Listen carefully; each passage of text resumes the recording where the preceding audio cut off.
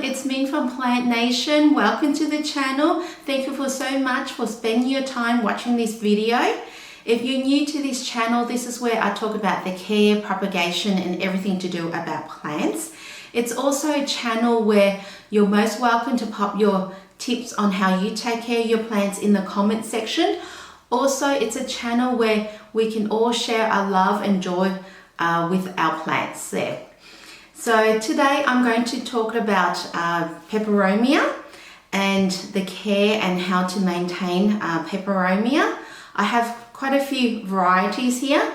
If you'd like to know what varieties I have in my collection, just check out my other video on explaining the different types of Peperomia I have. If you do like this video, please hit the thumbs up and please subscribe to the channel. It will truly mean a lot to me as you'll be helping your fellow plant lover out. So let's start. So yes, today I'm going to be talking about how to care and maintain Peperomia.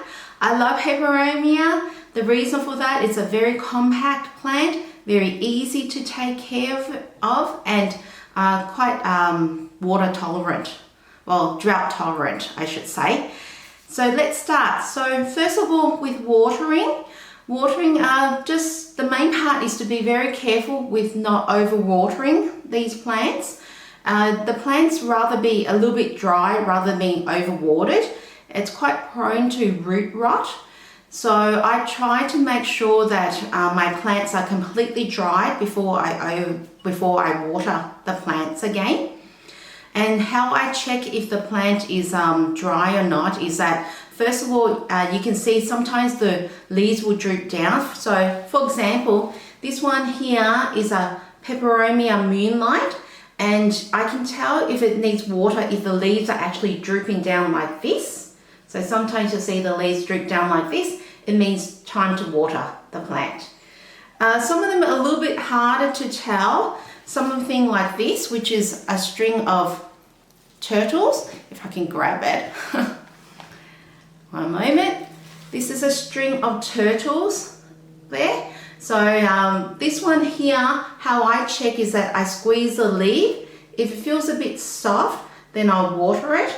If it feels that it's nice and hard and it's fine, then I'll leave it alone.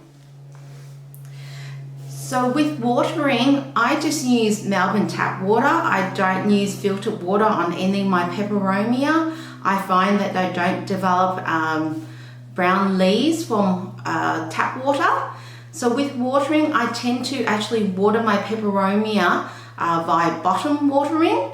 And what I mean by bottom watering is that, say for this one here, it has a cover pot.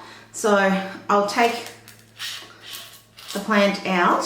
So it's in its nursery pot at the moment, and I'll completely fill up the container, the cover pot container, pop the plant back in and then let it sit there between 5 to 15 minutes, sometimes a little bit longer, depends on the plant.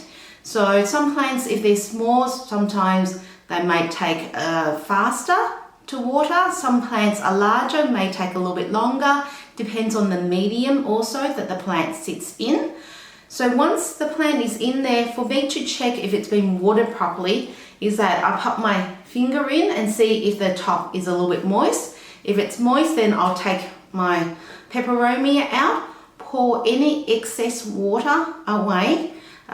These plants don't like to sit in water. It can cause root rot. So definitely pour any excess water away. Some of the plants, well, you can actually top water, meaning just get a watering can and just water around it and make sure that it's thoroughly watered. So making sure that all the areas on the top is watered and making sure that the water is actually dripping down from the bottom holes of the container. And so it makes sure that the plant is actually completely watered. And then any excess water, once again, it's the main part is to try not to leave it into soggy water. So the main part is to throw that water away. So with my soil, so when I use soil and to repot the plants, The soil that I find the best is, for myself anyway, is a mixture of premium potting mix and 40% perlite. So it's 60% potting mix and 40% perlite. It depends on yourself if you're an overwater or an underwater. It also depends on where the plant is located as well, for what soil you choose. But I'll be interested to know what type of soil you use. If you could please pop it in the comment section, I'd love to hear about it and read and see what soil type that you like to use. So yes, I use 60% premium soil mix, 40% perlite. I only repot Peperomia if the pot is completely root bound.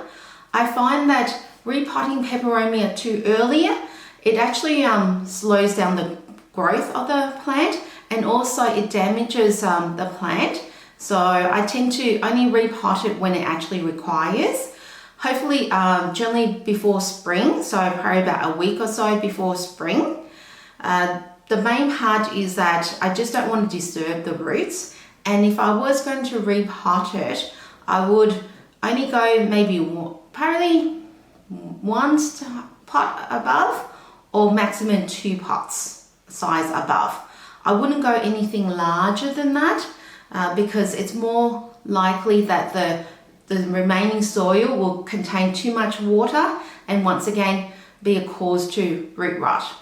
So maybe, yes, 1 pot bigger, maybe 2 pots bigger. Depends on how many cuttings I have as well. I tend to propagate these plants, and if you want to know how to propagate Peperomia, just check out my other video. Shows you how to propagate Peperomia. And Peperomia is one of the easiest plants to propagate, I find.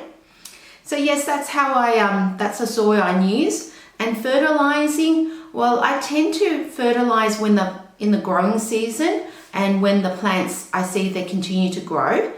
Sometimes I find these plants are still growing out of season, and so I still fertilize it.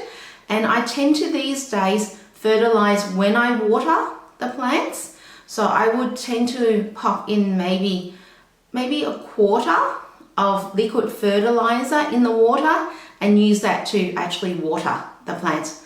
Because I tend to find that Peperomia, I'm only watering maybe once a week maximum, or in summer time I might water it more, but generally once a week. In winter, I'm finding I'm watering it every couple of weeks there. When it comes to humidity, so humidity, I haven't had an issue with humidity with Peperomia. I think these plants are very tolerant to dry air. I haven't had to pop them on trays of water, and so I really don't have an issue with humidity at all. I don't use any humidifier, so I find that it doesn't really require any specific humidity requirements. When it comes to things like light requirement, Peperomia love to be in bright indirect sunlight. They can tolerate low light, but definitely they thrive in bright indirect sunlight.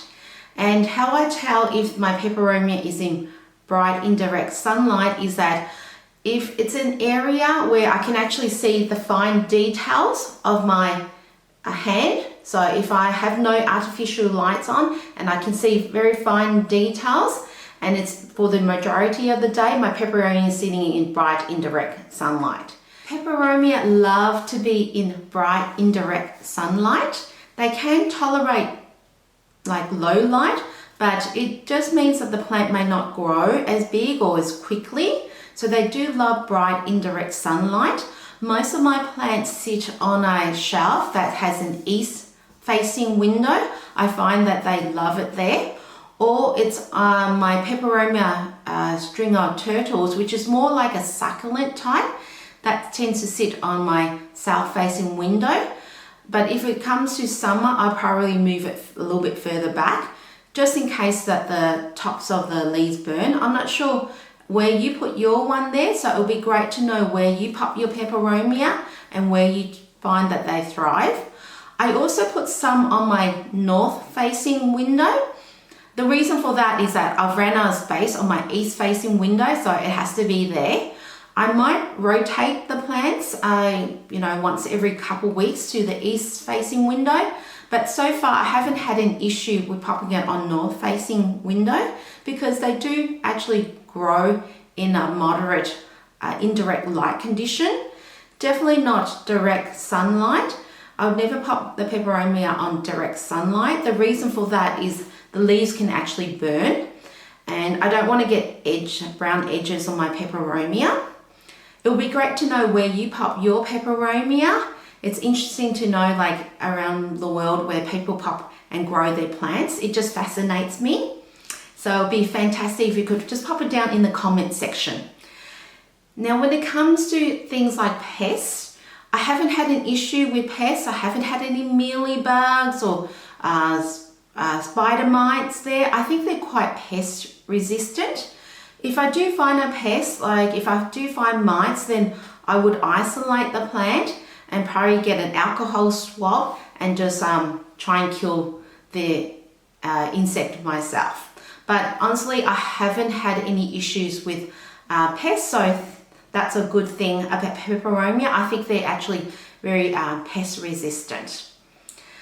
The other thing about peperomia is that it's a great plant to have at home because it's actually non-toxic. So great if you have pets, if you have kids, they're not toxic. So there's no risk in becoming ill from the toxicity of the plants or the leaves or the stems there or even the roots.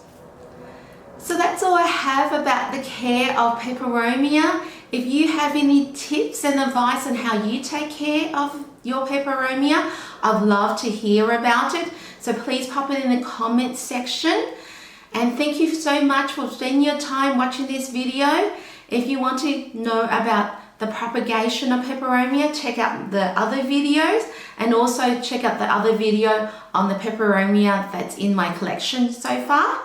Thank you again so much, and you have an amazing day. And if you like this video, please hit the likes button, and it'll be wonderful if you could please subscribe to the channel. It will truly mean a lot to me.